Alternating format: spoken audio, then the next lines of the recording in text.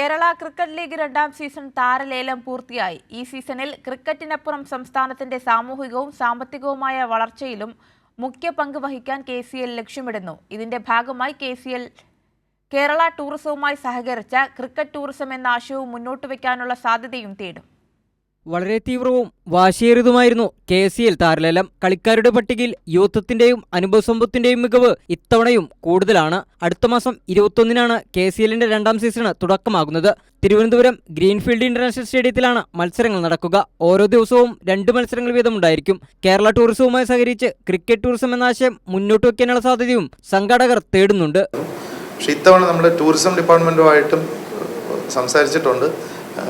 ഈ ലീഗ് നടക്കുന്നതുമായി ബന്ധപ്പെട്ട ഗ്രീൻഫീൽഡ് സ്റ്റേഡിയത്തിൽ കുറച്ചധികം ഈ ഓണം ആയിട്ട് റിലേറ്റ് ചെയ്തുള്ള ഫങ്ഷൻസും അതുപോലെ ഈ ഫുഡ് കോർട്ട് അങ്ങനത്തെ മറ്റ് കാര്യങ്ങളും കൂടെ ചെയ്യാനായിട്ടുള്ളത് നമ്മൾ പറഞ്ഞിട്ടുണ്ട്.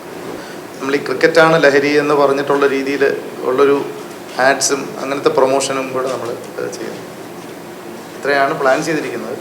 ഇത്തവണത്തെ ഓണാഘോഷങ്ങളുമായി സഹകരിക്കാനും KCL ലക്ഷ്യമിടുന്നുണ്ട്. ക്രിക്കറ്റ് പ്രേമികളെ കളിയുമായി കൂടുതൽ ബന്ധിപ്പിക്കുന്നതിന് പുതിയ ഫാൻ എൻഗേജ്മെന്റ് ആപ്പും KCL വികസിപ്പിച്ചിട്ടുണ്ട്. ക്രിക്കറ്റ് പ്രേമികൾക്ക് എല്ലാ മത്സരങ്ങളിലേക്കും പ്രവേശനം ഇത്തവണയും സൗജന്യമായിരിക്കും. സുരക്ഷ ഉറപ്പാക്കുന്നതിനും തിരക്ക് നിയന്ത്രിക്കുന്നതിനും ഓൺലൈൻ കൂപ്പണുകൾ വഴിയായിരിക്കും പ്രവേശനം അനുവദിക്കുക.